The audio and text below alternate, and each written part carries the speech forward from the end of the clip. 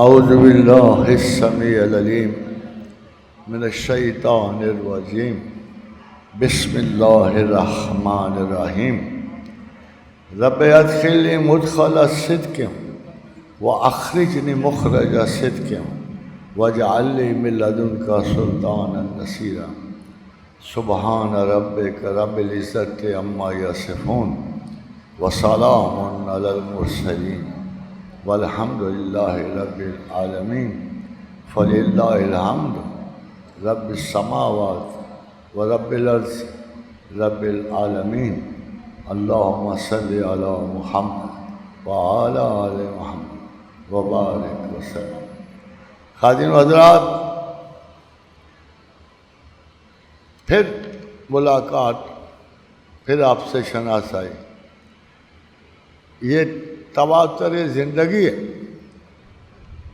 اور ہمیں صرف زمین ہی پیدا کرتی ہے اور زمین ہمیں ایک دوسرے سے اوجھل کر دیتی۔ خادم حضرات، ہر قسم کی تعلیم سے پہلے ایک جگہ بڑی ضروری ہوتی ہے، اس کو آپ علماء میٹر بھی کہتے ہو، مکتب بھی کہتے ہو۔ اس کے جو کیمپسز کی زندگی ہوتی ہے وہ تعلیم سے زیادہ بہتر ہوتی ہے اور بہت مؤثر ہوتی ہے۔ ایک طالب علم جب کسی یونیورسٹی میں جاتا ہے، جو پڑھنا ہوتا ہے وہ اس کا اپنا ذاتی ہوتا ہے، مگر جو کیمپس سے گین کرتا ہے وہ اجتماعی ہوتا ہے۔ اب آپ دیکھیے کہ یورپین مکتبوں میں جو لوگ جاتے ہیں، probably they think کہ Europe is thinking better than you، مگر فیکٹ یہ نہیں ہوتا۔ وہ خیالات اور پڑھائیوں سے اتنے متاثر نہیں ہوتے، مگر ان کی کیمپسز کے سارے جرائم ساتھ لے کے آ جاتے۔ نتیجہ یہ ہے کہ ہم اپنے بچوں کو کالجز اور یونیورسٹیوں میں جانے سے پہلے یہ دیکھنا چاہیے کہ میرا بچہ پڑھ تو جائے گا 2-4 لفظ، مگر کردار کیا لائے گا پڑھائی کے ساتھ۔ ہمیں بڑا باخبر ہونا۔ خادم حضرات، لاہور کی گلیوں میں مجھے 18 سال ہوئے گھومتے چلتے پھرتے۔ میں نے پریکٹیکلی 20 میل چلا ہوں، پاؤں توڑے ہیں، سفر کیا ہے۔ اپنے اس کالج میں تھا جو پاکستان کے بہترین کالجز میں تھا، گورنمنٹ کالج لاہور میں تھا، انگریزی پڑھ رہا تھا۔ مگر میں آپ کو سچ کہوں کہ جب ہم کیمپس میں تھے تو 7 فلسفے، کم سے کم 7 فلسفے خدا کے خلاف تھے، سب اللہ کے خلاف۔ کمیونسٹ خلاف تھے، اسکیپٹکس خلاف تھے، جو برٹرنڈ رسل کی مذہب پر تنقید ہو گئی،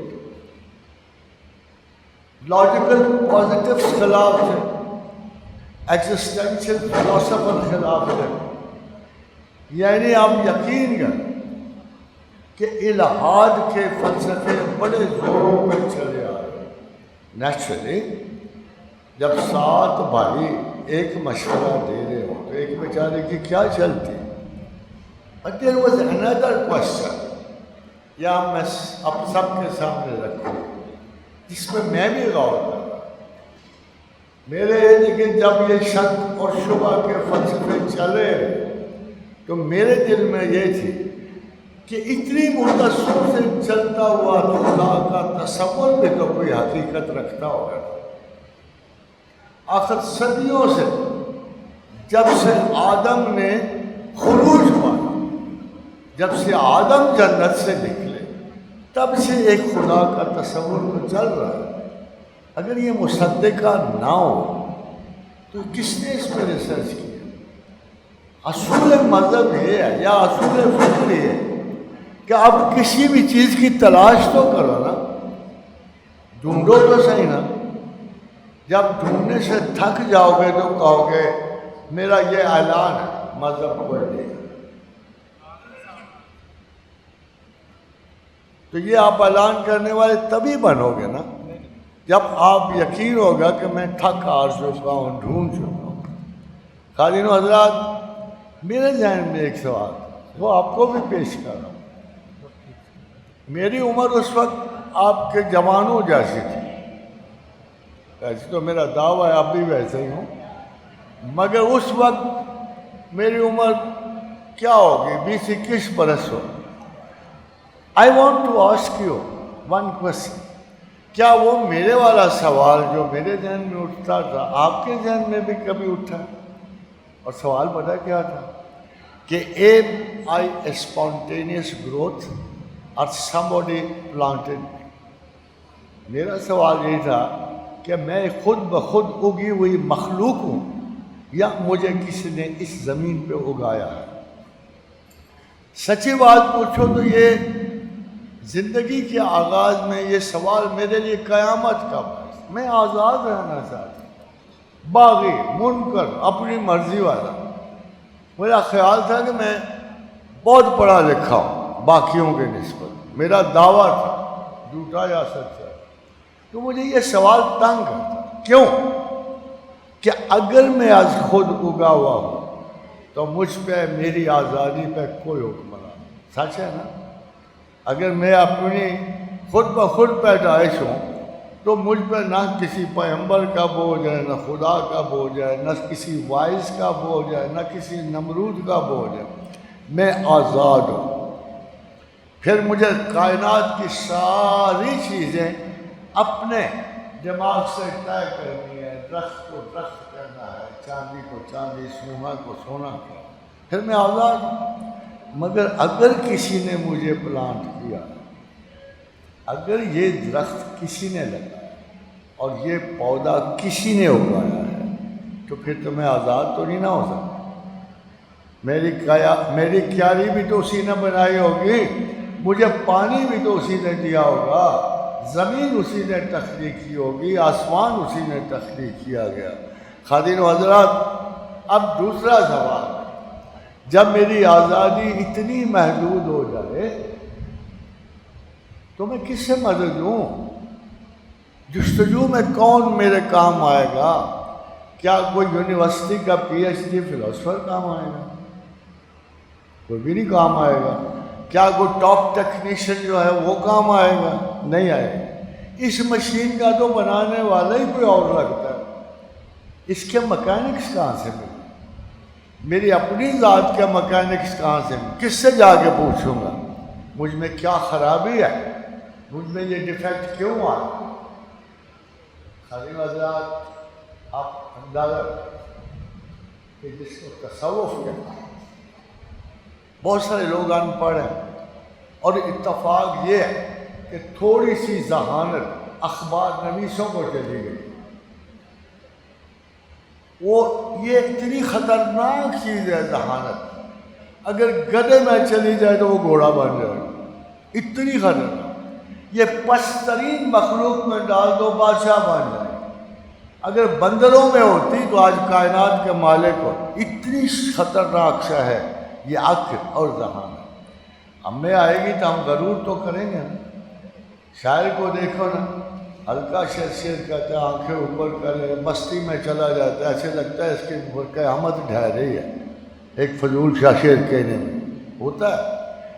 خادم حضرات، اب دیکھو حساب کیا کہ آج کے دور میں یہ تھوڑی سی شمع بل ذہانت اخبار نویسوں کو تھی، صبح شام سکینڈل سن سن کے ہمارے دماغ کھائے جاتے ہیں، عجیب اوٹ پٹانگ خبریں نکل رہی ہوتی ہیں، پتہ لگا۔ And every body who's sitting on TV talking about politics, religion, theories، آپ سن سن کے حیران ہو۔ دیکھا دیکھی ہمارے مذہبی بھی علماء چلے ہیں، پھر وہ خرافات سننے میں آتی ہے جو اللہ سے معاف۔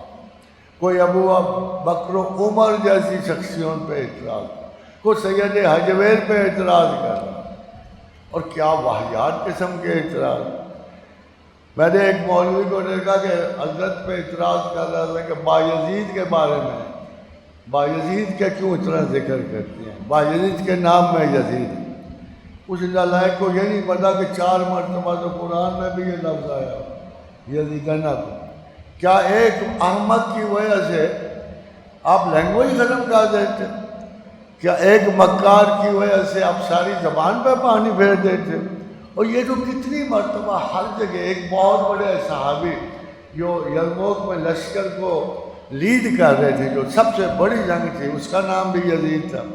اگر ایک بیوقوف کا نام بھی یزید، ایک جابر مطلق کا اور خطا کار کا یزید پڑ گیا تو آپ یہ لفظ نکالو گے ڈکشنری سے. یعنی اس قسم کے اعتراض بھی ہوتے ہیں. اور شیخ اجمیر پہ یہ بھی الزام ہے کہ انہوں نے بایزید کو کیوں پروموٹ کیا، اس کے نام میں کر دیا. تو اس قسم کی حماقتیں جو ہیں ہمارے بہت سارے مذہب کے کلیم کرنے علماء میں بھی آئے. خادم حضرات، میں کیمپسز کی بات کروں تو یہ سوال مجھے دن رات بے چین. آپ میں سے کوئی لاہور میں اتنا نہیں پھرا ہوگا جتنا میں پھرا. صبح سفیرے نکلنا، ہر سڑک پوری احتیاط سے ماپنی، ساتھ گئے پھر ہلاریوں کے اڈے سے ہوتا ہوا دربار تک، یہاں سلام دعا کرنی. تو خادم حضرت میں آپ کو بتانا چاہتا ہوں میں سید سے کیوں اتنا زیادہ متاثر تھا، میں سید حجویر سے کیوں ہوں.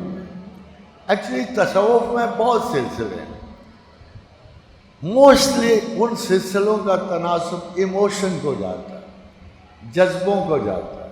یہ واحد سکول تھا پورے کا پورا کہ جب سے شروع ہوا اور جہاں پہ ختم ہوا یہ اعلیٰ ترین علمی صلاحیتوں کو جاتا تھا. جنید بغداد جو اس سلسلے کے استاد اول سمجھے گئے، 7ویں نمبر پہ استاد محترم علی بن عثمان حجویری ہیں، اور 9ویں نمبر پہ سیدنا شیخ عبد القادر جیلانی. اب اس سلسلے کی اہمیت آپ کو سمجھ آئے گی. یہ وجہ ہے کہ یہ بہت صدیوں کے بعد ایک ٹاپ انٹلیکٹ پیدا ہوتا ہے، ایک بہت بڑا دماغ پیدا ہوتا ہے، بہت بڑی شخصیت پیدا ہوتی ہے. جیسے 100 سال پہلے آپ کے محمد علی جناح قائد اعظم پیدا ہوئے، مڑ کے قائد اعظم کی بلیک کاپی بھی کوئی نہیں نکلی، ان کا نیگیٹو بھی کوئی نہیں نکلا کہ ہم اس کی تعریف کر سکیں. اسی طرح اولیاء اللہ تعالی خدا کی طرف پروٹیکٹ کرنے والے، ڈیفینڈ کرنے والے اساتذہ زیادہ تر ایموشنز کو نکل گئے. اور پھر بغداد میں جنید پیدا ہوا. تو میں آپ کو صرف ان کا ایک جملہ سناتا ہوں، اس جملے کے پیچھے ساری دنیا کی تعلیم چھپی ہوئی ہے. تو پوچھا گیا شیخ جنید سے کہ توحید کیا ہے؟ فرمایا قدیم کو حادث سے علیحدہ کرنا توحید. آپ سب پڑھے لکھے لوگ بیٹھے ہو نا، پڑھے لکھے تو ہو گئے آپ.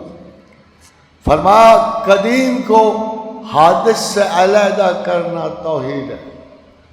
اس کو انگریزی میں اور بھی دلچسپ پیرائے میں بیان کیا، to separate the eternal from the accident. اگر آپ اس کو غور کرو تو یہ پوری کی پوری کائنات پہ یہ ڈیفینیشن وہی تھی کہ خدا قدیم ہے اور صرف وہی قدیم ہے، اور باقی ہر چیز جو ہے وہ حادثاتی ہے، کریٹڈ ہے. اور کس میں ہمت ہوگی کہ تمام دنیا کی لگن کو، تمام ہر چیز دنیا میں، چاہے وہ پریکٹیکل ہو non practical, material non material, ان کو خدا سے علیحدہ کرنا توحید. وہ ایک سنگولیرٹی ہے جس میں اشتباہ کے کوئی گنجائش. خادم آزاد آپ نے وحدت الوجود کے بڑے نام سنے ہوں گے. ان فلسفوں سے انسانی دماغ بڑا خراب ہوا، مگر یہ اصل میں ہے پتہ کیا؟ بڑے پرانے کو 2-4 ہزار سال پہلے ہندوؤں میں ایک بہت بڑا دانشور مسلمان گزرا. ہندو بعد میں آئے، مگر وہ ان کا جیسے حضرت نوح علیہ السلام کی عمر کو پہنچتا ہے، اور اسی نے کتاب قوانین جو ہے ان کے مذہب کے مرتب کیے ہیں، اس کو منو کہتے ہیں، اور ان کی کتاب کو سمرتی کہتے ہیں. تو منو سے اس کے بیٹے نے پوچھا یہ جو ہم نے نام رکھے ہوئے ہیں شیو، وشنا اور یہ بے شمار نام جو ہندوؤں نے، کالی درگا، یہ کیا چیزیں ہیں؟ اور اللہ ان میں کہاں ہوتا ہے؟ اور بھگوان کدھر ہے؟ یہ بھگوان ہے۔ تو منو نے کہا نہیں بیٹے، یہ اس کی صفات ہے۔ اگر منو کی اس بات کو دیکھا جائے تو صاف پتہ لگتا ہے کہ ہندوؤں نے صفات کو مجسم کر کے اللہ کو تقسیم کر۔ یہ کس بات ہے؟ ہمارے پاس بھی 99 صفات ہیں اللہ کی۔ کیا ہم نے اس میں مومن کو بت بنا لیا کہ ہم نے سلام کو بت بنا لیا؟ ہم نے نہیں بنایا۔ ہمارے رسول اکرم صلی اللہ علیہ وسلم ایسی کھری تعلیم ہمیں یکتائی اور جدائی اور توحید کی بخشی ہے کہ مسلمان ساری خطا کر سکتے ہیں۔ اگر پوچھو خدا کتنے ہیں، سب کہیں گے نا ایک ہی ہے۔ میں نے ایسا کوئی مسلمان نہیں دیکھا جو خدا دو ہے۔ یہ تخصیص تھی، اگرچہ مذاہب کی ساری نیتیں تھیں۔ تو یونس اپنا منو نے کہا بیٹے سے میرے پاس ایک لگن لاؤ پانی اور اس میں نمک ملا کے لاؤ۔ تو جب وہ آیا تو اس نے بیٹے سے بتاؤ مجھے کہ نمک کہاں ہے؟ وہ جدھر سے چکھتا جدھر سے چکھتا ہے بابا تو سارے لگن میں نمک ہے، کیا کہوں؟ اچھا اس نے کہا اب بتا کہاں نہیں ہے؟ پھر چکھتا رہا جدھر سے۔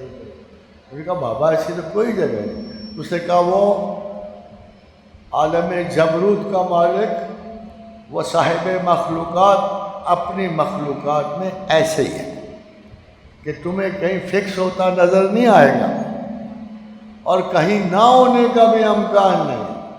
اب آپ دیکھو جو قرآن حکیم میں جب یہ آیت ہے ہمیں ایک اور پہلو نظر آتا ہے۔ وہ کیا ہے؟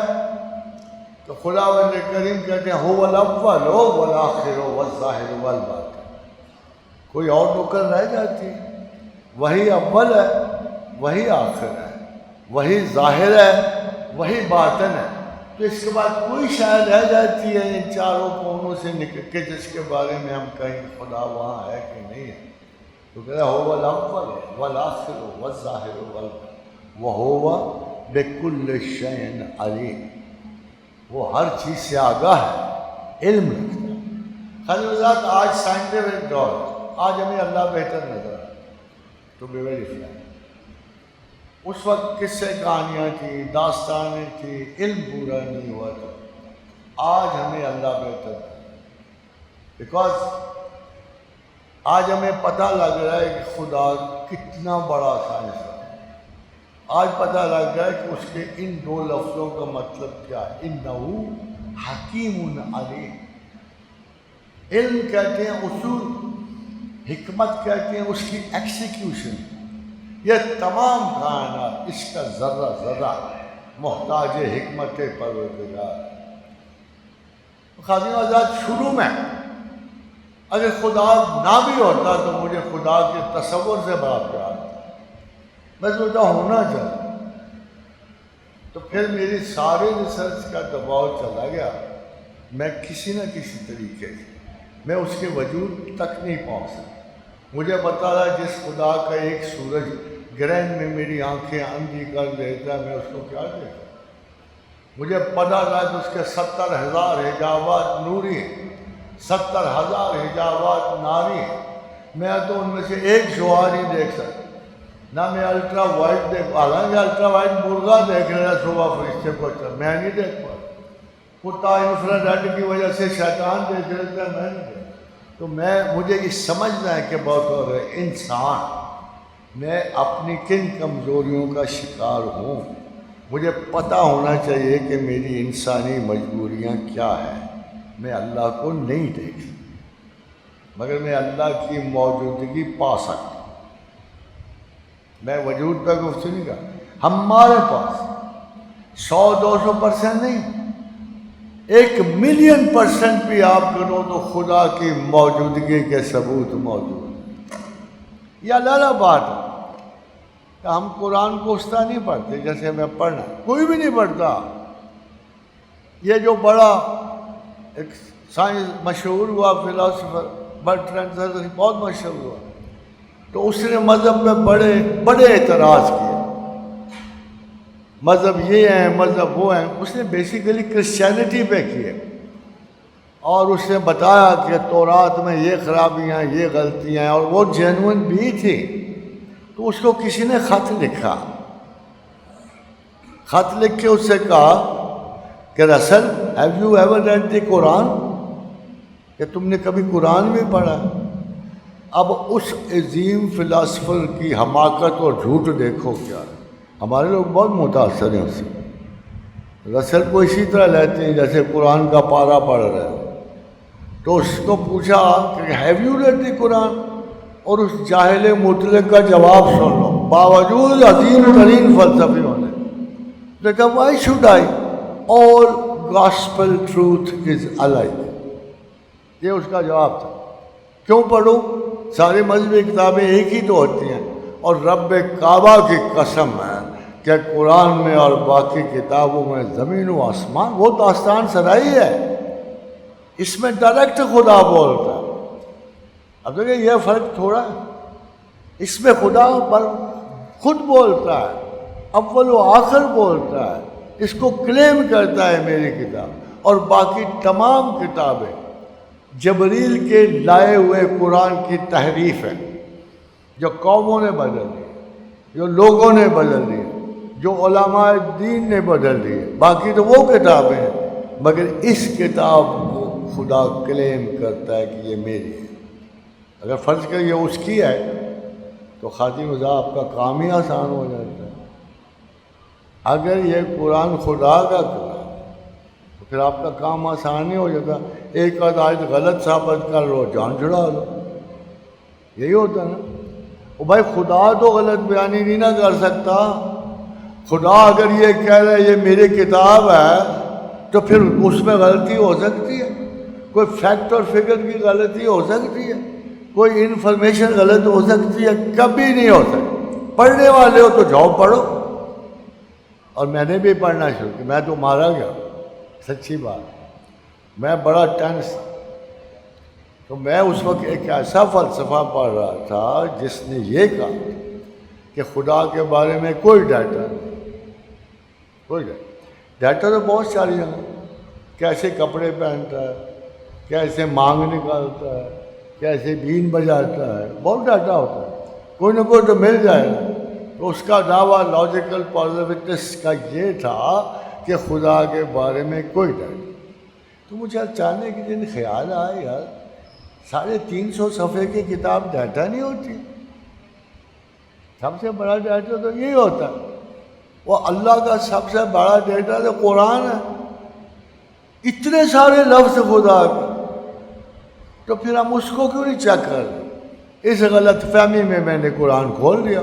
بس میں نے کہا نہیں، پہلے تو ویسے ہی پڑھا تھا جبرن، زبردستی، زورا زاری، اب پڑھوں گا سوچ. تو خاتم آزاد جب پہلی آیت مجھے نظر آئی تو میرے تو حواس باختہ ہو گیا. پتہ کیا لکھا ہوا تھا؟ الف لام میم ذالک الکتاب لا ریب. یہ نا. تو میرے تو آپ بس حوصلے چھوٹ گیا. میں نے کہا یہ تو الٹا میرے شبہات کو سمجھتا ہے. یہ کتاب والا تو میرے شک و شبہ سے واقف ہے. کہتا ہے کوئی ہے نا شک، نکال لے آپ. یہ کتاب ہے جس میں اول و آخر کوئی شک و شبہ. الف لام میم ذالک الکتاب لا ریب. اس کتاب میں کوئی شک نہیں. پھر میں نے شک نکالنے شروع کر دی. سائنسی شک نکالے، فلسفیاتی نکالے، ادبی شک نکالے، سارے شک نکالے. جب قرآن ختم کیا تو 3 دن کے لیے مجھ پہ غشی کا دورہ پڑا. I could not imagine. تم بڑے اچھے ہو، زیادہ غور نہیں کرتے ہو. اگر تمہیں واقعی یقین ہو جائے نا خدا ہے، تم مارے جاؤ. پھر تمہارے پاس گنجائش نہیں ہوگی ادھر سے ادھر ہٹنے کی. اب گنجائش رہ جاتی یار خدا ہے، میں ہوں. ایک تو میں ڈیٹوں کی طرح میں ابا تجھے نہیں مانتا، چل نکل. اور ایک یہ ہے کہ تجھ سے نجات ہی ممکن نہیں. تو میرے پاس ایک چوائس رہ جاتا ہے کہ میں اس کے قریب تھی. یہ مجھے شوق تھا. امید ہے آپ کے دلوں میں بھی ہو. جو بھی نماز پڑھتے ہیں اس کو یاد، ان کو شوق تو ہوگا نا ہم اللہ کے تھوڑے سے قریب ہو جائیں. تو مجھے بھی شوق کہ میں اس کے قریب کیسے ہوں. تھوڑا سا وہ بہت بڑی عظمت ہے.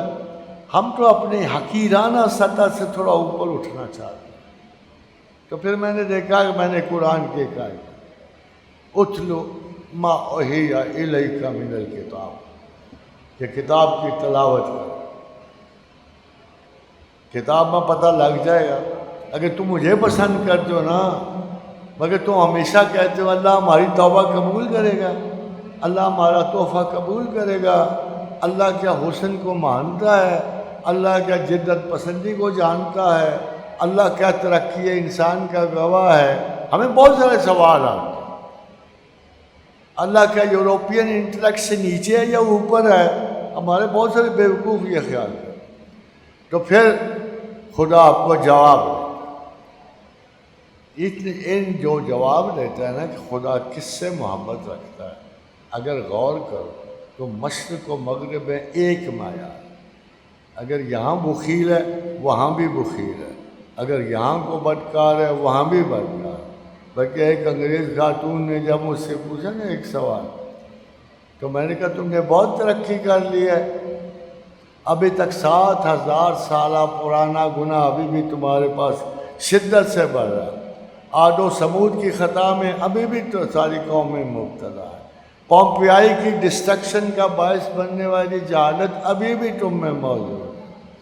تم کون سی ترقی کر بیٹھے ہو زندگی میں؟ 2-4 ہتھیار بنا لینے ترقی ہے انسانوں کی. تم نے اتنی بڑی مخلوقات جو ارد جمع ہے ان کو ایکسپلائٹ کرنا، ان کو قتل کرنا، مارنا، کیا یہ جائز تھا جو تم نے یہ قوانین ختم کر دی؟ کیا ابھی بھی آپ کے اندر چنگیز اور امیر تیمور اور ہلاکو پیدا نہیں ہوتے ہیں؟ ہوتے ہیں، ہم ان کو دیکھتے ہیں. مگر خواتین و حضرات، قربت الہیہ ڈھونڈنا ذرا سی مختلف بات ہے. اتل ما اوحی الیک من الکتاب واقم الصلاۃ، نماز کا. بہت سارے لوگ آتے ہیں، سر جی نماز پڑھ دے ہو. میں کہوں تانوں تو نہیں دستا پر پڑھنا. اب یہ کتنا مشکل ہوگا کہ جس پہ جو بھی اعتراض ہو وہ باقاعدہ پہلے ایک اعلان کرنے والا رکھے اور جو معترض کے گھر یہ آواز پہنچائے اب ظہر پڑھنے والا ہوں، اب عصر پڑھنے والا ہوں. تو لوگ کیوں نہیں ان کو حال پہ چھوڑ دیتے؟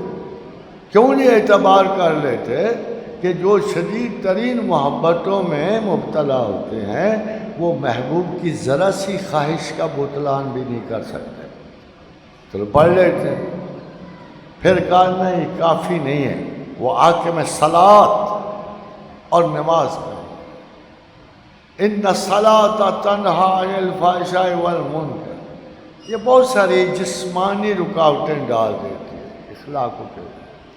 مگر ولا ذکر اللہ اکبر، ولا ذکر اللہ اکبر، مگر ہماری یاد یہ تو بہت بڑی بات. اکبر تو الٹیمیٹ ہے نا، اللہ اکبر الٹیمیٹ، مگر ہمیں یاد کرنا بہت بڑی بات ہے.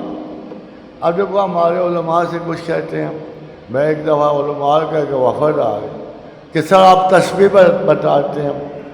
میں نے کہا یار میرا خیال یہ ہے کہ اگر میں تسبیح بتاتا ہوں تو میں اس لیے بتاتا ہوں کہ نماز اور روزہ اس میں شامل ہو، کیونکہ جو میں ایک ذکر بتا تو نماز کس لیے ہے؟ نماز حاکم الصلاۃ علی ذکر، نماز ذکر ہے نا.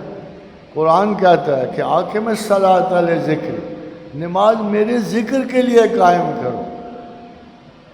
پھر جب یہ اتری تھی یہ آیت تو حضور نے کہا کہ تمہیں جب مل جائے پڑھ لیا.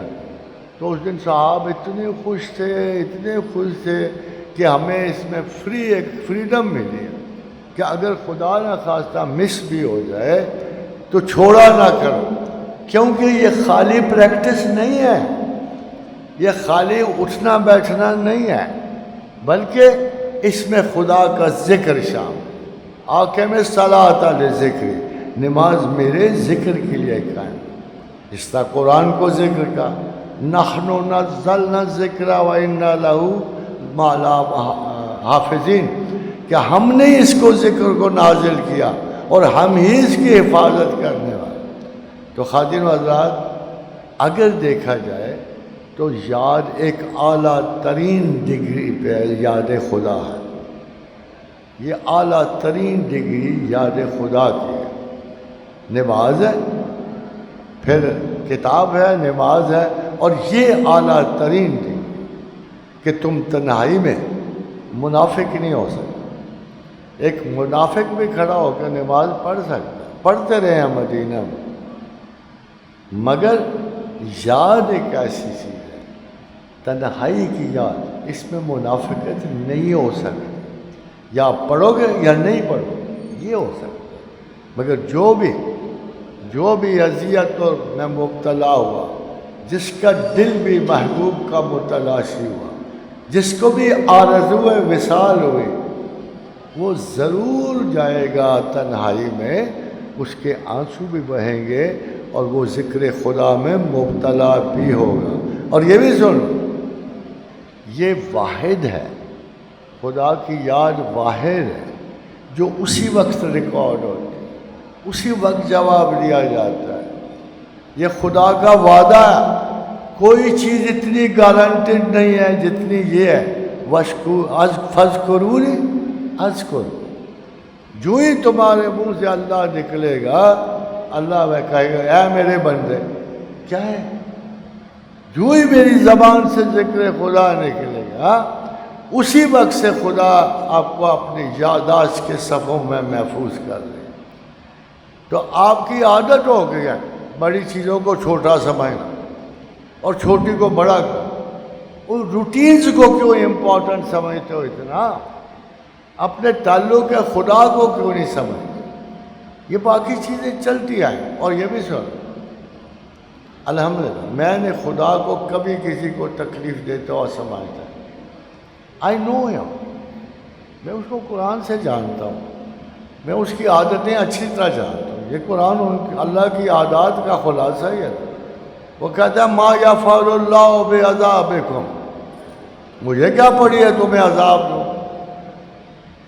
آپ یاد کرو اس آیت کو، انداز دیکھو۔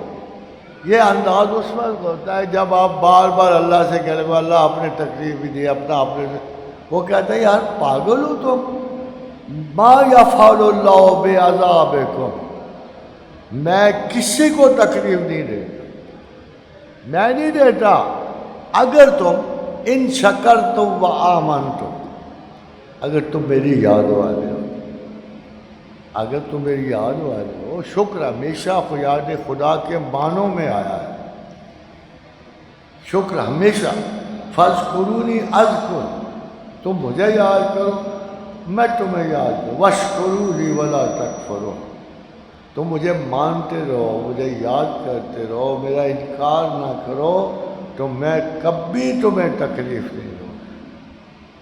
اب اس نقطے کو تھوڑا سمجھ لو، بڑا آسان سا نقطہ کہ ہم انٹرسٹڈ نہیں ہیں تمہیں عذاب دیں۔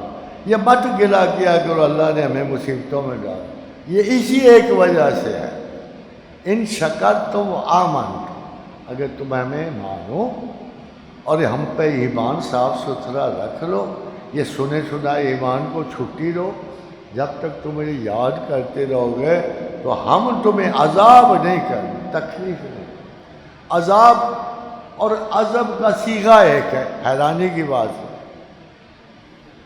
اور آپ حیران ہوں گے کہ عذاب کا مطلب شیرینی ہے، یعنی شیرینی سے ہی کوفت اٹھتی ہے، مٹھاس سے کڑواہٹ کا احساس ہوتا ہے۔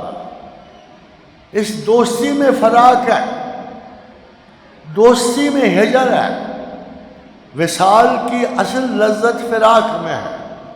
تو نبی دانی ہنوس، شوق میں بھی رد وصل، تجھے نہیں پتا کیا محبت وصال سے مر جاتی، ایک دو دن کے لیے بیوی بنتی ہے، نام شادیہ رکھا ہوا، شادی کا نام رکھا، 2-3 دن کی شادی، میاں بیوی کے اکٹھے ہونے، باقی ساری عمر مرد سر چھپاتے پھرتے ہیں اور خواتین سینڈل ڈھونڈتی پھرتی، یہی ہوتا ہے۔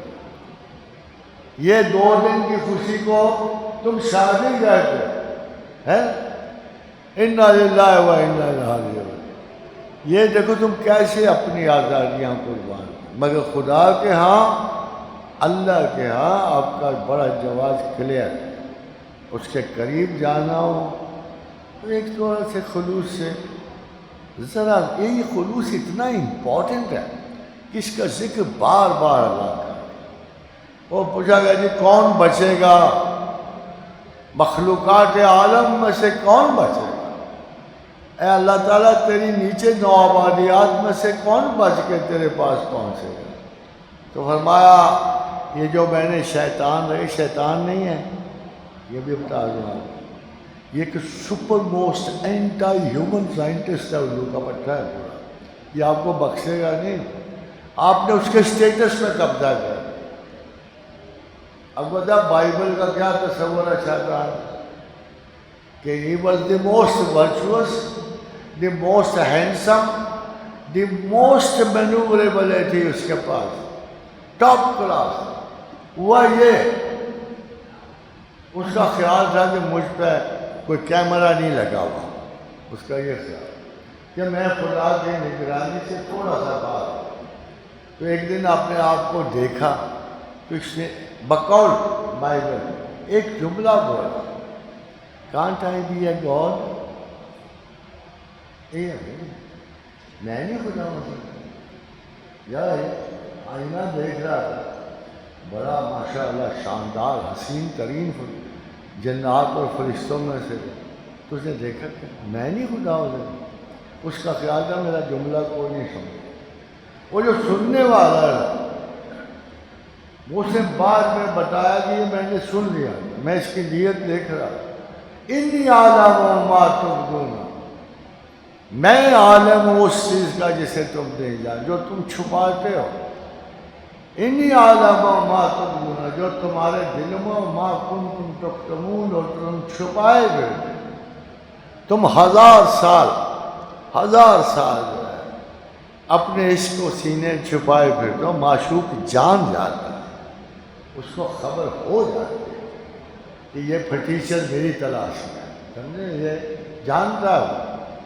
تو نمی دانی ہنوز عشق بے میرت وصل، تمہیں نہیں پتا کہ شوق وصال سے مر جاتے، چیز حیات دوام، مستقل زندگی کس میں ہے، سوختن ناتمام، جلتے رہو، محبت جلنے کا۔ اچھا یہ دیکھو ہم آ کر ہمارا خیال ہوتا ہے آئی love you I love you آئی لو، اور کم از کم میرا خیال ہے 8 ارب میں سے 7 ارب دن رات گردان کرتے آئی love you I love you, اور یہ لفظ ان کی ملکیت ہی نہیں ہوتا، یہ جہالت والا لفظ ہے جو ان کی ملکیت ہی نہیں ہوتا۔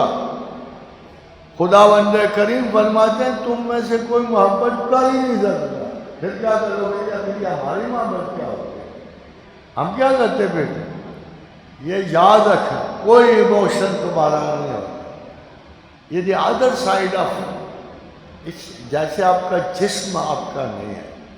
خواتین کہہ دیں میرا جسم میری مرضی، ہم پھر لے جاؤ اپنی مرضی کرو، پر یار ایک انصاف بھی کرو، اگر تمہارا جسم ہماری مرضی ہے تو کینسر بھی تو تمہیں تمہاری مرضی سے لگے گا نا، روز تمہاری حالت بھی تو تمہاری وجہ سے لگے گا نا، یہ ڈائریا جو روز ہوگا اگر تمہارا جسم ہماری تو وہ تمہیں اون کرنا چاہیے، خالی ایک چیز کیوں اون کر رہی ہو؟ ہم تو خواتین کہتے ہیں سب کچھ اون کرو نا، پھر جہنم تمہیں تمہارے بدن کی وجہ سے ملے، تمہیں ٹارچر تمہارے بدن کی وجہ سے ملے، تمہیں یہ سارے دکھ عذاب جو ہیں یہ تمہاری اپنی وجہ سے۔ کین وی کلیم، ہم کلیم کریں یہ میرا ہے، میں اپنی مرضی سے، ایسا کوئی بیوقوف انسان زمین پہ کہہ سکتا ہے کہ یہ میرا ہے؟ اور پھر جو خدا مانتے ہیں، جو خدا مانتے جس سے ایک ایک سانس گنا، اب آپ ایک بات بتا، خدا کیا جانتا کیا نہیں جانتا، اس کے بندے کیا جانتے کیا نہیں جانتے۔ تو امام زین العابدین کے پاس ایک شخص آیا، آگے اور کہا کہ سورہ حدید میں اللہ کہتا ہے کہ میں زمین کی تہوں میں اگتے ہوئے بیج بھی دیکھ لیتا ہوں، گنتا ہوں، میری کی اجازت کے بغیر کوئی بیج نہ اوپر آتا ہے، نہ کم ہو سکتا ہے، نہ زیادہ۔ میں ایک شاخ پر کتنا پھل لگنا سب کا میں نے پہلے سے کر لیا۔ تو یہ کیسے ہے؟ یہ کیسے ہوتا ہے؟ کہتے میری سمجھ میں نہیں آتا ہے۔ تو امام نے فرمایا نزلت للمتعمقین فی آخر الزمان، کہ میاں آج نہیں، آج کل ایسے انسان آئیں گے، ایسی مشینیں بنائیں گے جو زمین کی تہوں میں دیکھ کے تمہیں بتا دیں گے تیل کہاں ہے، پانی کہاں ہے، تو تمہارا اب ہر آدمی ان سے تو بہتر ہے۔ پھر تمہیں سمجھ آ جائے گی کہ خدا زمین کی ساتوں تہوں میں کیسے جھانک لیتا ہے اور 7 آسمانوں کی بلندیوں کو کیسے تاپ لیتا ہے۔ وَهُوَ بِكُلِّ شَيْءٍ عَلِيمٌ۔ خادم حضرات، اب تھوڑا سا آپ کے یہ بہت بڑی بات، یہ وہ باتیں ہیں جو شاید علماء اسلام کو متشابہات سمجھ کے چھوڑ، مگر متشابہات نہیں ہیں۔ آج جب ہم سائنٹیفک دور میں جا رہے ہیں تو یہ متشابہات نہیں رہی ہیں۔ اب آپ دیکھو ایک حدیث مبارکہ، یہ حضرت عقیل بن رزینی، آپ نے ایک دفعہ رسول اللہ سے پوچھا اَيْنَ كَانَ رَبُّنَا يَخْلُقُ الْخَلَقَ، یا رسول اللہ تخلیق کائنات کے وقت اللہ کیا کر رہا ہے؟ میرا خیال ہے یہ سخت ناجائز سوال، میرا خیال، بل اللہ کے رسول تو امید ہے، کوئی کاسمولوجسٹ تو نہیں تھے نا، یا ناسا کے کوئی ہیڈ تو نہیں تھے، ان سے یہ سوال پوچھنا کہ what happened before the where was Allah? If there was a master creator in the universe, what was he doing before the creation of humans or anything else? اب اللہ کے رسول سے سوال، اور میں اللہ کے رسول کا جو ایک دفعہ انہوں نے شعر پڑھا، ابو بکر ساتھ فرمایا یا رسول اللہ آپ نے شعر ٹھیک نہیں ہوا، پھر دوسری مرتبہ پڑھا، یہ بخاری اور مسلم کے، پھر ابو بکر یا رسول اللہ آپ نے نہیں ٹھیک پڑھا، تیسری مرتبہ پھر پڑھا، غلط۔ حضرت وہ میں رب کعبہ کی قسم کھاتا ہوں اللہ کے رسول نے اور آپ کو کچھ نہیں، جو آپ کو اللہ بتا دے وہی آپ کو بات۔ تو دست برسا کہ یا رسول اللہ میں رب کعبہ کی قسم کھاتا ہوں آپ صرف اللہ کے ہیں، اللہ اگر کوئی نہ دے تو آپ کیا سکتے؟ تو رسول کیا دیتا نا مجھے نہیں بتا، آپ کا کیا نہیں دیتے؟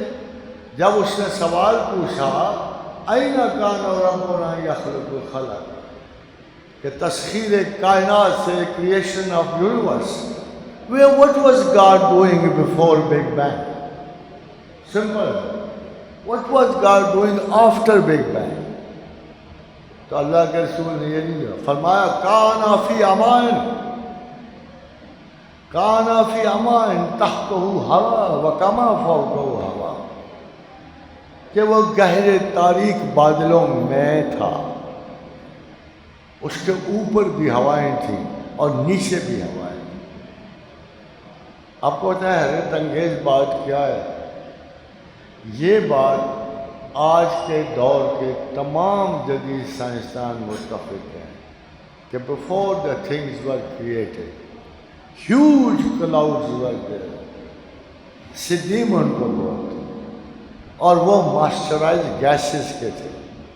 کان فی امان تحتہ ہوا وکما فوق، اس سے بہتر اس وقت کا منظر نہیں کھینچا۔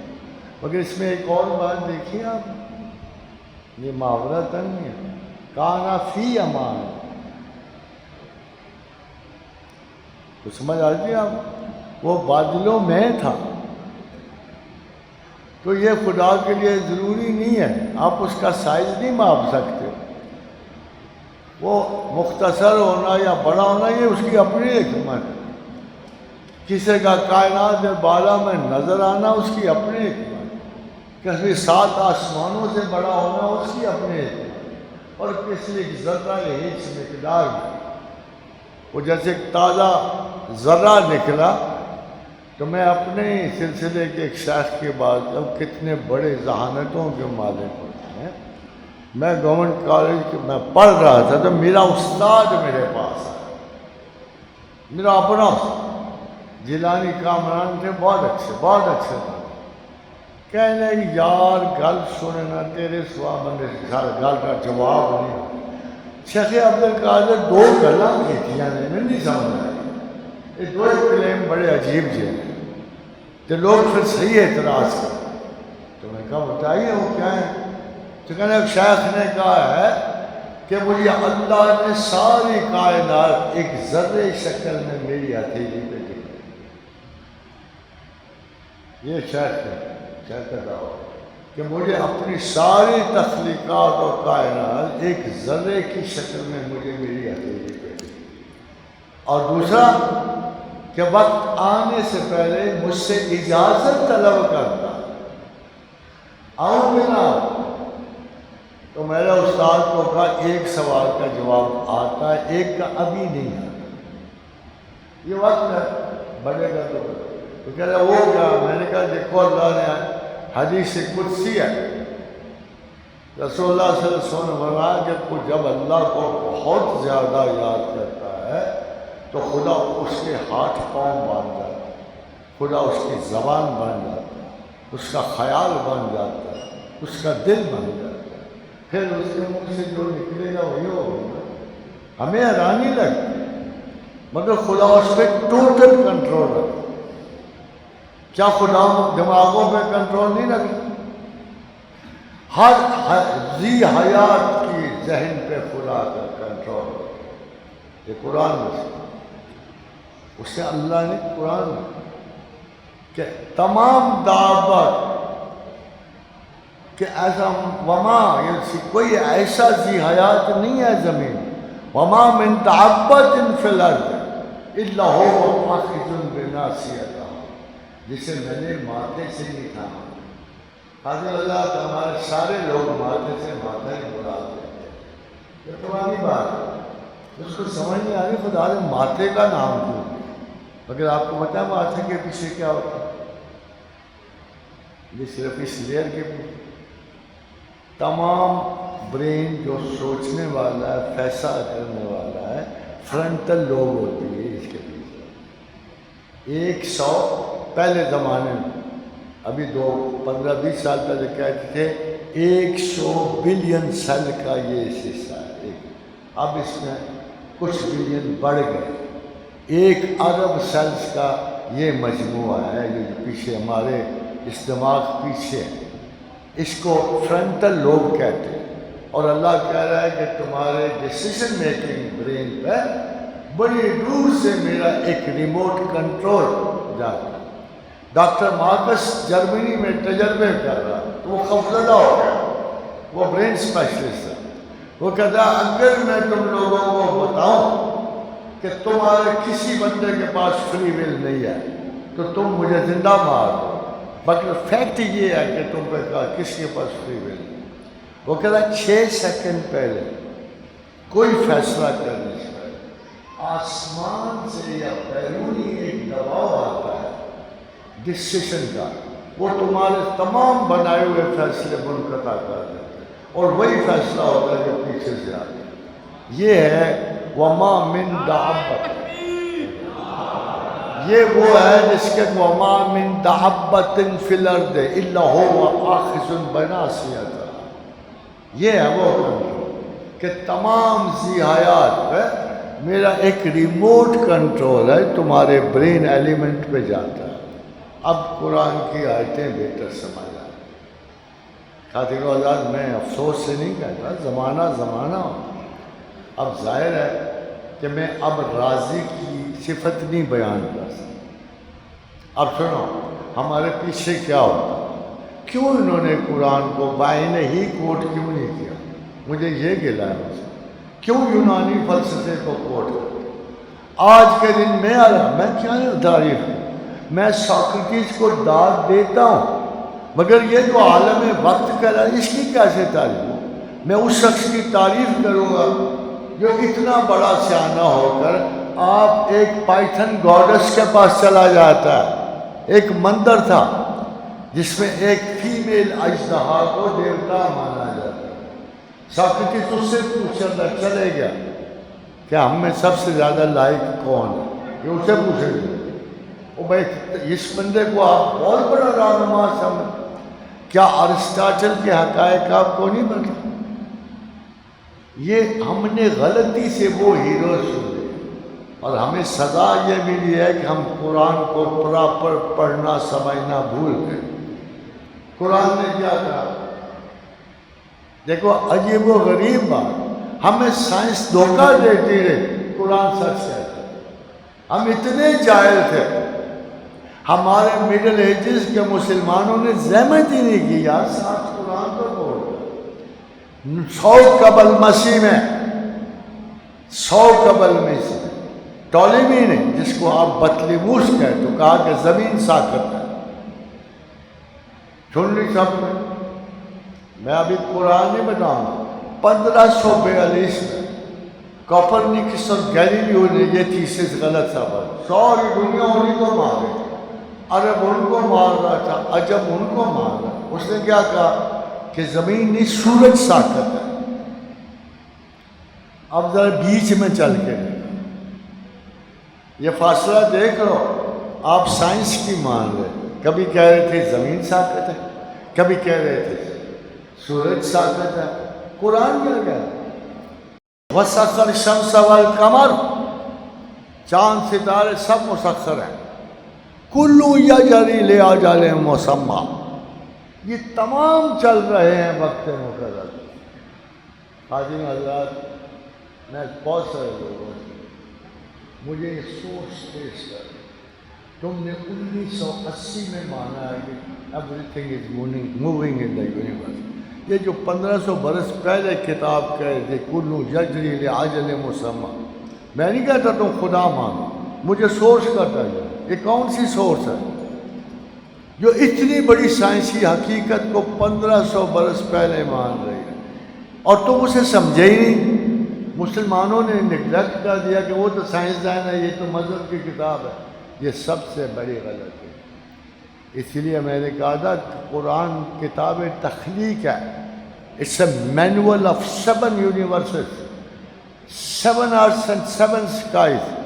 آپ نے اس کو کیا سمجھنا؟ وہ میٹرک پاس کے ہاتھ میں اگر ایم ایس سی کی کتاب دوں تو رولا ہی پڑے گا نا، جہالت کا رولا ہی پڑے گا نا۔ آپ کو جب تک اعلیٰ ترین تعلیمی انکشاف سے واقفہ نہیں بنتا، آپ خدا کو کبھی نہیں سمجھتے۔ وَجَعَلْنَا مِنَ الْمَاءِ كُلَّ شَيْءٍ حَيٍّ، کیا عجیب بات، 1500 برس پہلے کتاب کہہ رہی ہے، خدا کہہ رہا ہے اور بذریعہ رسول بتا رہا ہے کہ میں نے تمام حیات پانی سے پیدا۔ وہ وضاحت کرنے والا پتہ کیا کہتا ہے؟ اس سے مراد ہے مادہ منویہ، اس سے مراد وہ، حالانکہ ان سے پوچھو یار یہ جو جفتی ہوتی ہے، یہ جو پودے ہوتے ہیں، ان میں تو کوئی بھی ایسی شے نہیں ہوتی، یہ تو پولینیشن ہو رہی ہوتی ہے جو علیحدہ پروسیس ہے۔ پتھر اگر پتھر کو تخلیق کر رہا ہے تو علیحدہ پروسیس ہے، جانور تخلیق کر رہے تو علیحدہ پروسیس، یہ تو ہمارا کچھ مخصوص پروسیس اس نے بتایا۔ تو خالد آزاد یہ امپورٹنٹ یہ جان، میں آپ کو بتاؤں، یہ میں ایک بات کرنے اس کے بعد میں سید اجمیر کا شکر گزار ہوں کہ انہوں نے مجھے سے خانہ بدوش کو زحمت دی کہ میں ادھر آ کے بات سیکھا۔ تو یہ ایک المیہ ہے کہ جس میں ہم مبتلا ہیں آج۔ امریکہ افریقہ کے دالانوں میں کوئی فرق نہیں، کبھی آپ بہت ذہین تھے، بہت بڑے عالم، اور میں کہتا ہوں یار ٹائی ہماری ہے، تم کہتے ہو ان کی ہے، میں کہتا ہوں کوٹ ہمارا، تم کہتے ہو ان کا ہے، کیونکہ آپ نے پورا پڑھا ہوا ہی نہیں ہے۔ میں آپ کو کیسے قائل کروں گا کہ غرناطہ کے شاہ سوار منہ اور شاہ سوار جب اپنے بازاروں سے جہان کے لیے چلتے تھے تو ان کی بیویاں اوپر سے رومال پہنتی، بڑا رومانٹک تھا سائٹ ہوتے. جب وہ کرسچن سے جنگ کے لیے نکلتی تو ان شاہ سواروں کے گلے میں ان کی بیویاں رومال باندھ دیتی اور پتہ کیا کہتی تھی؟ دیکھو ہماری عزت کو رسوا نہ کرنا، ہمیں رسوائی نہ دینا، لڑنا مرنا شہید ہو کے آنا مگر بزدلی سے بھاگنا جانا. پھر وہ رومال کی گانٹھ گلے میں ہو. پتہ نہیں اس رومال کا اثر تھا کہ اللہ کی یاد کر کہ وہ جنگیں جیت لیتے. اس میں کچھ حصہ تو ہوگا. آخر ان کو اپنی بیوی کی کوئی عزت تو منظور ہوگی، پھر وہ بچوں کی آنر تو منظور ہوگی، تو وہ جان دریک جنگیں لڑے. جب نائٹس آف ٹیمپلرز اور ہاسپٹلرز نے یہ دیکھا نا کہ یار انہوں نے گیس کیا، او خو ضرور اس رومال کو جادو کا رومال ہے. انہوں نے کہا یہ جو مسلمان تھا یہ اس کے تو پیچھے جان دے رہے تھے، ضرور اس رومال وہ بھی لگانے لگے. بعد میں اسپین کے منہ تو نکل گئے، انگریزوں کی وہی گانٹھ بنتی ٹائی ایسا، اور پینٹ بھی وہی سے بنی ہے. مزے کی بات، زمانہ آخر تھا رسول اکرم صلی اللہ علیہ وسلم اور ایران سے تحفے آئے. اس میں بیگی پاجامہ ہے، بیگی پہنا نیچے سے بندھا ہوا اوپر سے ہو. تو حضور کو بتایا کہ آپ نے کیا پردے کھینچی، کیا پردے کھینچی. تو خادم حضرات وہ انہوں نے خود نہیں پہنی مگر یہ فرمایا کیا پہن، یہی بیگی پاجامہ بنتے پینٹ بھی بن گیا. اب اس کو پھاڑ کے بھی پینٹیں بناتے ہیں، گوڈے گیٹے چھیل کے بھی، یہی اسی پہ سارے فیشن چل رہے ہیں. خادم حضرات دیکھ تو لینا چاہیے کہ ہمارا کیا تھا. ان کے اس میں ایک شک نہیں کہ انہوں نے بے محنت کی. Honestly I am thankful to them for this life. چاہے وہ ایڈیسن ہو، چاہے جیفری، کوئی بھی ہو. ہم مسلمانوں کا فرض ہے ہم اہل حکمت کی تعریف کریں، مگر یہ تو نہیں ہے کہ ہم احساس کمتری کے شکار ہو جائیں. یہ تو نہیں ہوتا. کیا ہم ادھر سے ہر چیز کو مقدس سمجھیں اور 1500 برس کی غلامیاں قبول کریں؟ ذہنی یہ نہیں ہوتا. میں تو اب بھی اپنے ملک و ملت کی تعریف کروں جو 150 سال جہاں انگریز پہنچا، امریکہ پہنچا، جرمنی پہنچا، آپ 50 سال میں پہنچ گئے. آپ کا ایٹم 50 برس سے بھی کم مدت میں تیار ہوا، ان کا ایٹم 250 برس میں پورا ہوا. آپ اب بھی اپنی میزائل انڈسٹری میں ان سے 1000 درجے آگے ہیں. اب بھی صرف 3 میزائل ایسے ہیں جو 3 ملک ہیں، ان میں ایک پاکستان بھی. تو یہ احساس اتارو دل و دماغ سے. اور اب آپ کو بتا اب حساب برابر کرنے کا وقت ہے. Again the east is rising, the Muslims are rising. یہ بتا دوں.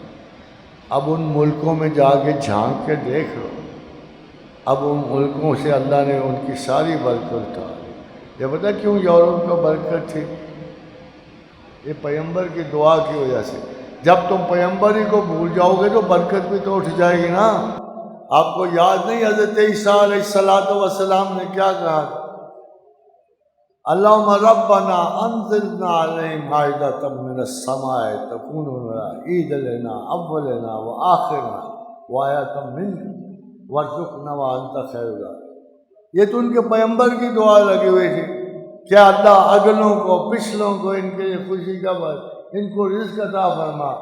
اب یہ اپنے مذہب کے بجائے شیطان کے مذہب پہ چل رہے.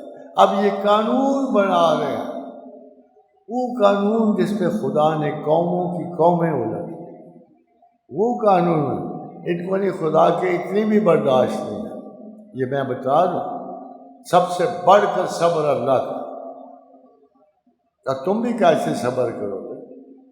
صبر ہوتا ہی اللہ.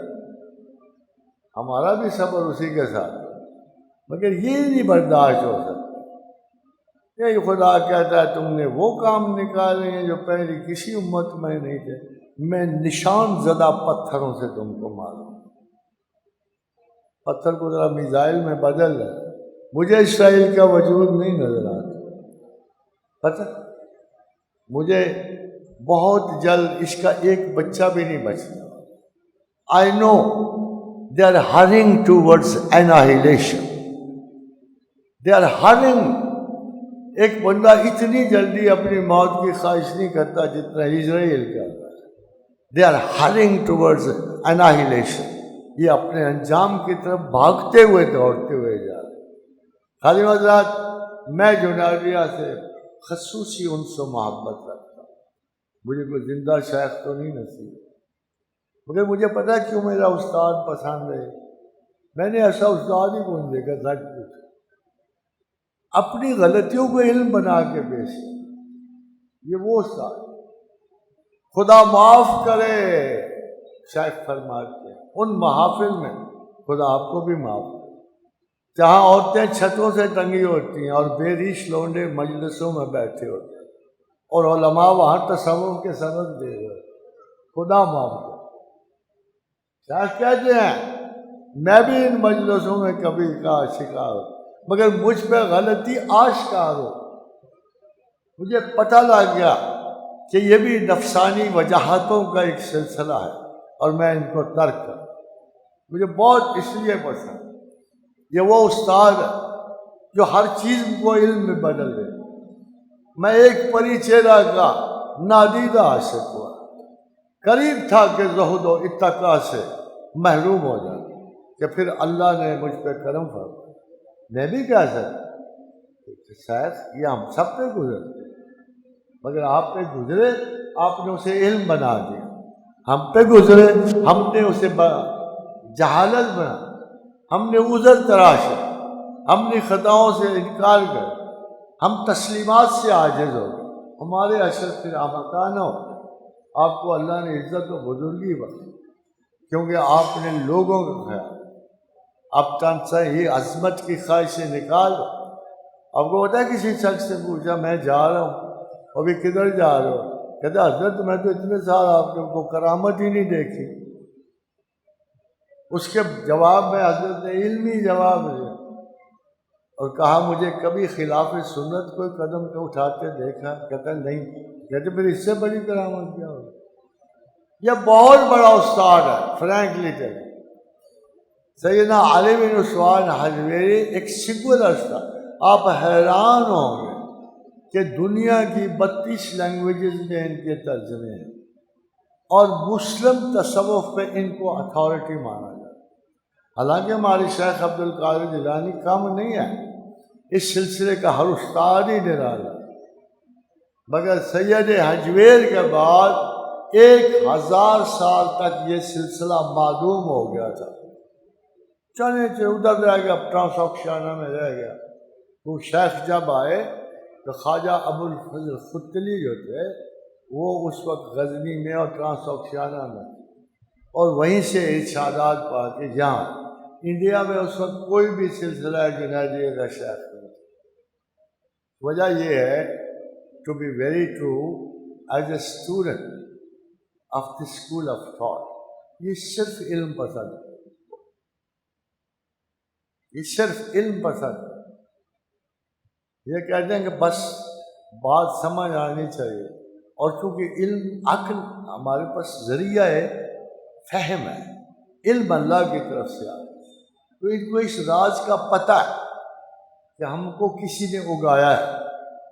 وہ سائنٹیفک تھیسس کے جواب دے چکے ہیں. ہمارے صوفیاء اس سوال کا جو کبھی کسی یونیورسٹی میں پڑھائی نہیں، کبھی کسی یونیورسٹی میں نہیں پڑھائے گا. اٹس اے اسپونٹینیس گروتھ اور اٹس اے پلانٹیڈ گروتھ. ہمیں پتہ ہے، ہمارے ان استادوں کو پتہ ہے. مجھے نہیں پتہ دیر ہو رہی ہوگی. انشاءاللہ تعالیٰ العزیز امید ہے اب سے دوبارہ ملاقات ضرور ہوگی. اور میری درخواست، شیخ بڑا عجیب و غریب ہے. میں آج آپ کو پرسنل واقعہ، میرے دل پہ بہت اضطراب تھا، خوف تھا. میری کیفیات میں زلزلے ہی آئے تھے، تو اتنا بیزار تھا کہ میں ادھر ہی حاضر ہوں. بس میں جمعے کی جمعرات کے جمعرات نہیں آنے والا ہوں. میں ادھر کھڑا ہو کے آ کے میں نے شیخ سے دعا کی کہ میرے دل پہ حد اضطراب، تو پلیز میرے لیے دعا فرمائے. وہ جواب ہی نہیں آیا. تو میں کیونکہ میں علم نہیں تھا تو میں سوچا کہ یار کوئی مداخلت کرنے، اللہ کا جہاں سخت ہاتھ پڑ جانا تو کوئی چھڑانے والا نہیں، تو ان کی بھی دعائیں کام نہیں آئی. تو میں گلے سے میں کہا شیخ اللہ حافظ، آپ بھی مجبور ہو میں بھی مجبور ہوں، کروں کیا؟ تو میں چل رہا تھا نا، میرے ادھر ایک شعر لکھا ہوا شیخ کے دہلی میں ایک اوپر والے میں شعر لکھا ہے کہ براستان تو ہر کس رسید مطلب یافت. شعر یہ لکھا ہے براستان تو ہر کس رسید مطلب یافت، کہ جو بھی تیرے آستانے پہ پہنچا اپنی مراد کو پہنچا. براستان تو ہر کس رسید مطلب یافت، روا مدار کے من نا امید بر گئے. یہ تجھے زیب نہیں دیتا کہ میں خالی ہاتھ چلا. تو جب یہ شعر، اب دیکھو اتفاق یہ کہ مجھے فارسی آتی ہے. اتفاق یہ سارے اتفاق نہیں ہوتے، یہ اتفاق کے بعد کی نظر. اتفاق یہ نہیں کہ میرا دیوار پہ وہ نظر آیا مجھے وہ شعر، میرے دل کی کیفیت تک سیدھا اس کو جا رہا کیونکہ میں محروم جا رہا تھا. میں تو آپ سے کہا میں تو گلا کر کے جا رہا کہ حضرت بڑی دیر ٹھہرا ہوں، اذیت میں ہوں، آپ سے دعا کی التجا کی ہے، کوئی اثر ہی نہیں ہو رہا. اس غم میں جا رہا تھا کہ اوپر نظر ماری تو شعر ہے کہ براستان تو ہر کس رسید مطلب یافت، روا مدار کے من نا امید بر گیا. تو میرے دل پہ ایسی چوٹ پڑی کہ مجھے ہوش ہی نہیں. تو 15-20 منٹ بعد میرے کو کلاس والے اس نے کہا میں اس نے میرا نشانہ ہے، وہ تجھے کیا ہوا؟ میں کہا کیا ہوا؟ کہتے سن ہو گیا تو ختم، تو بول ہی نہیں رہا، تیرے آنسو نکل رہے ہیں، باقی اسی طرح کھڑا ہے، تو نہ ہل رہا ہے. پھر مجھے اچانک اپنی پاسٹ کا خیال. تو خاتون حضرات مت ان کو حقیر نہ سمجھ، یہ وہ لوگ نہیں ہیں، یہ سیپریٹ ہے، ڈفرینٹ. انہوں نے موت میں زندگی پائی ہے، یہ بعد الممات کے قائل.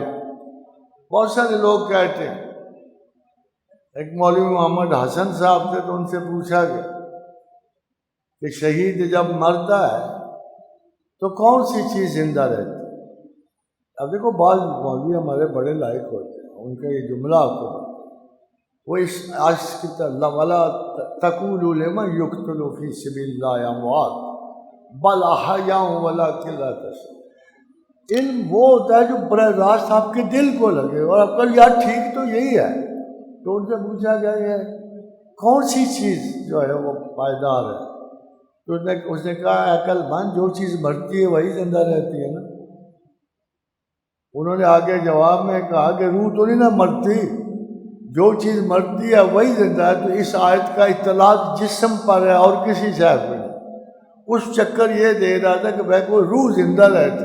ہمارے یہاں پاس ایسے دیدہ ور لوگ پیدا ہوتے ہیں جو اپنی مرضی سے، ابھی میں کچھ کیسز دیکھتا ہوں، کبھی اتحاد ہو رہا ہوتا ہے کہ جی ذوالقرنین جو تھا فلاں بلیک ہول سے نکلا اور فلاں بلیک میں گھس گیا، کبھی یاجوج و ماجوج. مطلب یہ عقل کی باتیں نہیں ہیں. ہمیں زمین کا پتہ، جب ہمیں آسمان کا پتہ ہوگا تب ہم باتیں کریں. We must understand on the basis of reason. God has given us and Prophet has instructed us. تو میں آپ کو یہ سنا رہا ہوں کہ اس کے بعد وہ تکلیف مجھے پھر کبھی نہیں ہوئی. جب میں ان سے مجھے اس لیے بھی پتا جنرل اور صاف ستھری جھوٹ تو نام نشان کا نہیں ہے. جو اپنی ذات کے بارے میں سچ بول سکتا ہے، اپنی خطاؤں کو بیان کر سکتا ہے، وہ جھوٹ تو ہی نہ بول. اب بتاؤ یہ ایک انہوں نے واقعہ لکھا بڑا نیچرل کہ بادل تھے، برسات تھی، رم جھم لگی ہوئی تھی، کیچڑ ہوا پڑا تھا. تو کہتے ہیں کہ استاد محترم تھے، میں تھا اور شاگرد تھے، وہ ساتھ چل رہے تھے. تو ہم نے دیکھا کہ کیچڑ میں ہم سب کے پاؤں خراب ہو رہے ہیں، کپڑے گندے ہو رہے ہیں، چھینٹے پڑ رہے ہیں. تو کہتے ہیں میں نے استاد کی طرف نظر کی، وہ بالکل صاف، اس سے ایک چھینٹا بھی نہیں ہے. تو میں بڑا پریشان ہوا. میں نے کہا یار ہم ایسے ہیں، وہ کیسے ہیں؟ تو کہتے ہیں میں قریب تر ہوا تو میرے شیخ نے میرا ایک خطرہ قلب پہ گواہی دی. میرے شیخ نے میرے خطرہ قلب کی آگاہی پائی اور کہا علی بن عثمان جب بندے کو معاملہ اللہ کے ساتھ صاف ہو جائے تو رب کعبہ کی قسم ہے دنیا کی کوئی غلاظت اسے چھو نہیں سکتی. خادم حضرات صرف دعا کے لیے نہ آیا کرو، کچھ ان کی بات بھی سنا سمجھا تو یہ تو کہا کرو کیا ہے یہ کہنا کیا چاہتے. وہ آپ کو اب نارمل نہیں بنانا چاہتے. نو سب normalities, no abnormality. They just want you be a good مسلمان. مسلمان ہوگے تو مومن ہوگے نا، اور پہلا سٹیپ ہی نہیں اٹھاؤ گے تو کیسے آگے جاؤ. سارا ایمان ایک دوڑ ہے. قرآن میں اللہ کہتا ہے یہ دیہاتی لوگوں کے اسلام پر سمجھو ان کو آگے نہ دعوے دیا کرو. یہ مومن نہیں بن سکتے جب تک کہ اسلام سے ایمان تک کا سفر پورا نہ کرے. یہ ڈسٹینس ہے. مومن is not different from you. یہ ایک کلاس ہے تو وہ لاسٹ کلاس ہے. تبھی آپ جانے جاؤ. خدا نے سارا رستہ زندگی کا اسلام اور ایمان کے راستے میں. یہ نہیں کہ ہم باقی مذہبوں کو برا نہیں کرتے. نو ناٹ ایٹ آل. ہم تو یہ صرف کہتے ہیں کہ ہمیں اللہ چاہیے. اب اللہ نے باقی مذہب سے نہیں مل سکتا. سوری ٹو سے یوگا سے نہیں مل سکتا، لاما سے نہیں مل سکتا، پادری سے نہیں مل سکتا. یہ میری نہیں ضد. میں آپ کو فرینک نہیں بولتا. میں تو چاہتا ہوں میں تسلیم کروں کہ ان میں بھی صوفیاء ہوتے ہیں. میں چاہتا ہوں میں یہ بلیو کروں کہ ان میں بھی خدا شناس. نہیں ہو سکتا. اس کی وجہ پتہ کیا؟ وَمَن يَبْتَغِ غَيْرَ الْإِسْلَامِ دِينًا فَلَن يُقْبَلَ مِنْهُ. اللہ فتویٰ دے بیٹھا، حکم دے بیٹھا کہ اب جب تک تم اسلام کے بغیر کسی رستے پہ چل کے آؤ تو میں قبول نہیں کروں. یہ سیدھی سی بات. اپنے ذہن سے یہ نکال دو کہ کہیں اور بھی خدا بستا ہے تو اسلام کی ویلیز میں بستا ہے. آپ کے دلوں میں سے اٹھے گا. آپ بے شک رہائش گاہیں ترک کر دو. آپ چاہے شیطانوں کے منازل اختیار کر. جلا وطنی کے دن ہے، کوئی ادھر جائے گا کوئی ادھر رہ جائے گا، مگر خدا کی بستی میں اسلام کے سوا کوئی گنجائش نہیں. یا ارحم الراحمین، یا ارحم الراحمین، یا ارحم الراحمین، یا ذل جلال والاکرام، یا ذل جلال والاکرام، یا ذل جلال. لا الہ الا انت سبحانک انی کنت من الظالمین. اللہم انا اسألک بانک انت اللہ الاحد الصمد الذی لم یلد ولم یولد ولم یکن له کفوا احد. اللہم انا اسألک بان لک الحمد لا الہ الا انت وحدک لا شریک لک الحنان المنان بدیع السماوات والارض یا ذا الجلال والاکرام. وإلہکم الہ واحد لا الہ الا هو الرحمن الرحیم. اللہ لا الہ الا هو الحی القیوم. الف لام میم. اللہ لا الہ الا هو الحی القیوم. اللہ اللہ اللہ لا الہ الا هو رب العرش العظیم. فتعال اللہ المالک الحق لا الہ الا هو رب العرش. اپنی اپنی دعائیں مانگو.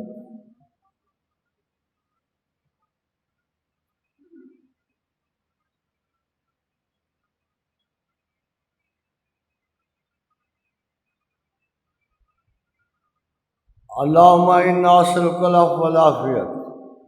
اللہم اعنا علی ذکرک و شکرک و حسن عبادتک. اللہم اجعل اوسع رزقک علی عند کبر سنی و انقطاع عمری. اللہم ربنا رمض. اللہم اجعل اوسع رزقک علی عند کبر سنی و انقطاع عمری.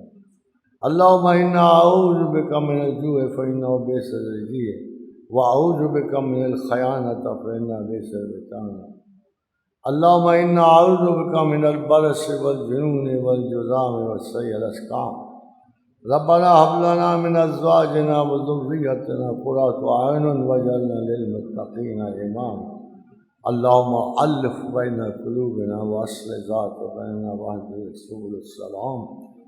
اللهم صل على محمد وعلى آل محمد كما صليت على إبراهيم وعلى آل إبراهيم إنك حميد مجيد اللهم بارك على محمد وعلى آل محمد كما باركت على إبراهيم وعلى آل إبراهيم إنك حميد مجيد اللهم صل عليه كلما ذكرك الذاكرون اللهم صل عليه كلما غفل عن ذكره الغافلون وسلم تسليما كثيرا اللهم آمين آمين